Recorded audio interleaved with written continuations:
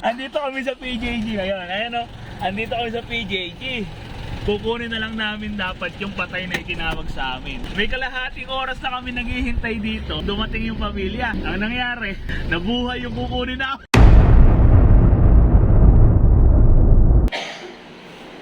Kaya ang oras na naging kamatayan talaga nito? 10:35. 10:35. Eh di ba umalis kami ng ospital, nasa mga bandang mag-aalas 8 lang eh, no? Ibig sabihin, nung umalis kami, inuwi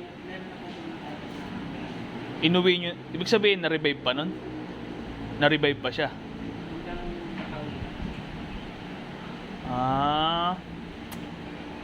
Tapos 10:30 dun na, nasa inyo na.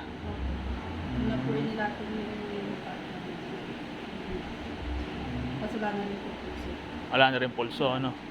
Marami na rin po. Yun, bago ka magsalita o magbigay ng kung anumang komento tungkol sa naging video natin na to, hayaan nyo muna ako magpaliwanag. Ikakwento ko sa inyo kung papaano yung nangyari mula sa umpisa. Ganitong oras may tumawag sa amin na may kukunin daw patay sa PJG o sa Kabanatuan. Dahil nandito na rin kami, dahil sa naglibing kami kahapon, punta agad kami ng PJG o sa ospital na kukuhanan. Pagdating doon sa may gilid ng ospital, nakita pa namin yung ambulansya na nakakasakop sa tinitirihan nung namayapa. Naghintay kami ng mga ilang minuto tapos pumunta kami sa may harapan ng ospital dahil kumain muna kami. Bumalik kami ngayon ng sasakyan. Pagdating namin ng sasakyan, naghintay kami ng mga kalahating oras pa, mahigit. At dumating nga itong isang kaanak, hindi ko alam kung anak siya or kaano-ano nung namayapa. At sinabi nga na yung tao pala ay nabuhay. Kaya nung time din na yon, nagpaalam kami na uuwi na kami at yun nga yung video na napanood nyo sa unahan. O ganito, ipaliliwanag ko naman sa inyo yung tungkol sa video na nakita nyo kanina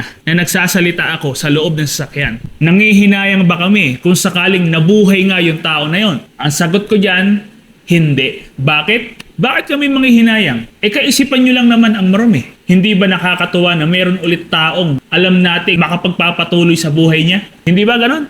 Yun ang sagot ko sa inyo kung yun ang itatanong ninyo sa akin. O ngayon, meron pa kayong napanood na unang clip na nasa bahay na nakatakip lang ng kumot, yung namayapa. Yun din yung kukunin dapat namin sa ospital. Dahil ang nangyari, noong bandang mag-aalas 8 ng gabi o nung umuwi na kami mula sa ospital, sa anumang kadahilanan ay inuwi na ng pamilya o ng kaanak yung pasyente.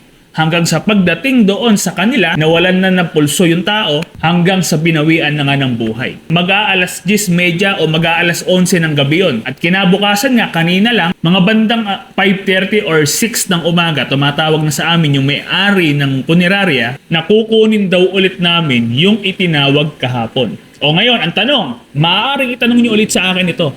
Kung natuwa ba kami na matutuloy yung pagsiservice namin sa tao na yun? Hindi po. Alam nyo, ang katwiran lang ng isang punerarya, dahil ang unang isipan namin, mula nung sinabihan kaming nabuhay yun, nagagaling siya sa kanyang karamdaman. Pero siguro dahil sa malubha na yung kanyang kalagayan, talagang pinagpahinga na siya ng Diyos. Kami ngayon na punerarya, may pinagtiwalaan na ayusin siya, lahat naman ng ikaaayos, yun ang gagawin namin para sa huling pagkakataon, masakit man para sa pamilya na mawalan ng mahal sa buhay, sa ganitong paraan na trabaho namin, maipakita namin o maibigay namin yung kasiyahan na maging maayos yung kanyang burol.